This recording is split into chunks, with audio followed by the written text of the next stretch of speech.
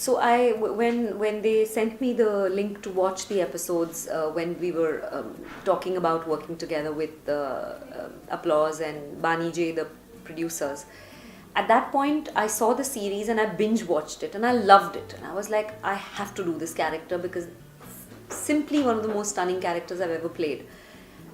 But then we shot like some 3 or 4 months after that, because one didn't have dates and all of that. So by the time we got sorted out with the dates and everything, I'd almost forgotten everything that I'd seen. So it was approaching it afresh.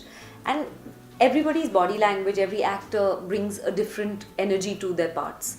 So I think the energy that I brought would be quite different from what the Israeli actress brought, though she was brilliant.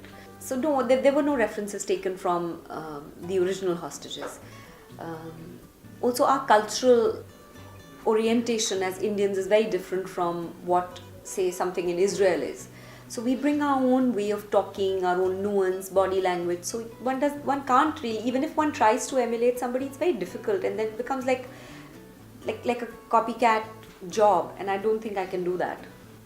I think the working mother part was relatable because my own daughter is 6 years old and I work, and there are days when I'm not able to speak to her much during the day, like today is one of those days when I've not been able to speak with her much. I am fortunate that my husband chips in, but in Hostages,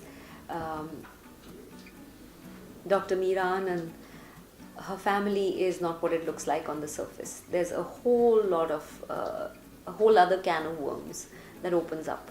So I relate, but I don't necessarily relate to the hostage situation because, I hope I'm never taken hostage.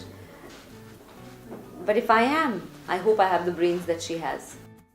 I've said this enough and more times that this is one of the best characters I've ever got to play, Dr. Meera Anand. She's incredible. She has a spine made of solid steel.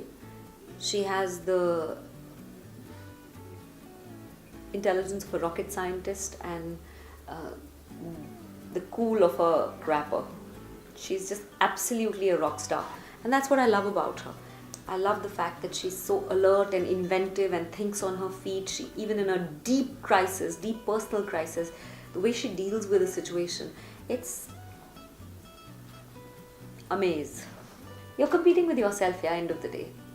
Jokes apart, I think there's so many wonderful actors. I'm extremely fond of the work that Shefali's been doing. She's a wonderful, wonderful actor. There's so many people who are doing such incredible work.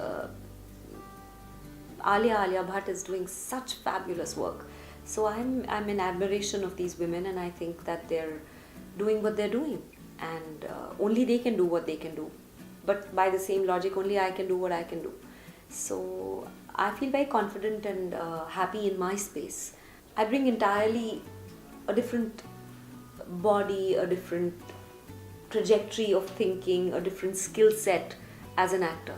And I'd like to think that in that sense I'm irreplaceable, as is everyone else. And that's the part about becoming a good actor, I think, is that you're not just a body that can be replaced by another body, because we're not singing, dancing, decorative items in films or on the web. We stand for something, we bring something. So I hope that that's good enough for directors to stand up and say, that's the energy I'm looking for, that's the person I'm looking for. So I'd like to think that I was the first choice for Dr. Meera Anand, and even if I wasn't, I'm glad I was the last choice. In the web medium, I'm not sure what I'd like to explore in the web medium. Perhaps comedy. I mean, I'd like to do stand-up maybe. I haven't done that. And it's so not what people expect out of me to be able to do stand-up. But yeah, sounds like a plan. Maybe I'll think about it. Hi, I'm Tisca Chopra and you're watching me on peepingmoon.com.